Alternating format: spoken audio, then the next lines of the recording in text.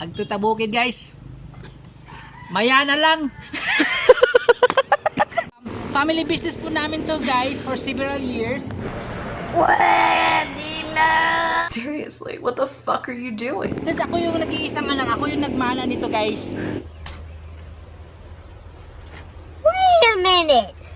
Who are you? So guys, ituturo ko kayo sa maliit kong farm, strawberry farm guys, located here in Busay, Cebu City guys. Let's go, come on.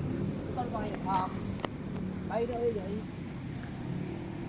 ito yung strawberry farm guys, sample ng strawberry namin guys. By the way guys, ito yung guys, oh.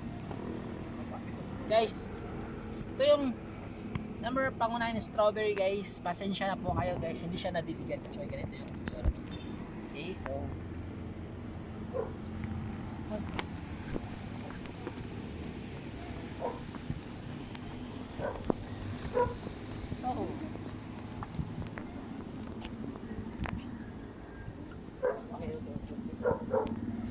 so, ito ngayon guys, mga strawberry. Sample ng guys strawberry dito guys.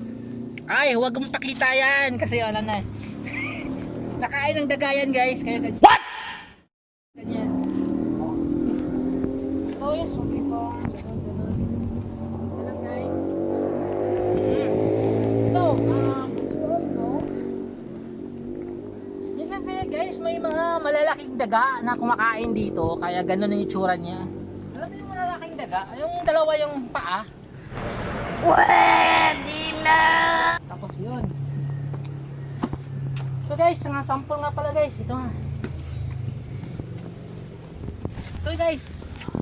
Ito yung strawberry guys na pinagmamalaki namin sa farm namin guys. Tignan mo yung kulay guys. Kakaiba siya.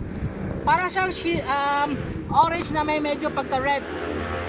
Ano kasi guys, bagay sa klima dito sa Busay kasi sa 1 degrees ano yata dito guys. Kaya ganun. So anyways, kita mo lang yung view, ganyan.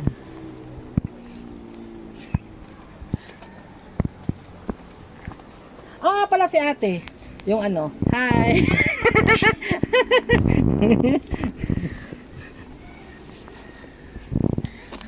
Pila nakaka-years go work na rin? Seriously, what the fuck are you doing?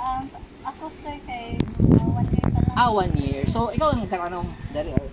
Dili sir. Sa kitchen ko sir. Sa kitchen dyan ka. Sino mo? Maymay. Maymay, ang taga-kitchen guys. Siya yung luluto ng, strawberry, mga nana. Yes sir. Usually, mga strawberry flavors. May Okay. strawberry pizza. What? Okay, sige. Hi, May. Thank you, May. So, ayun na nga guys. Punta na tayo dito sa likod. Kasi mas malapad to guys.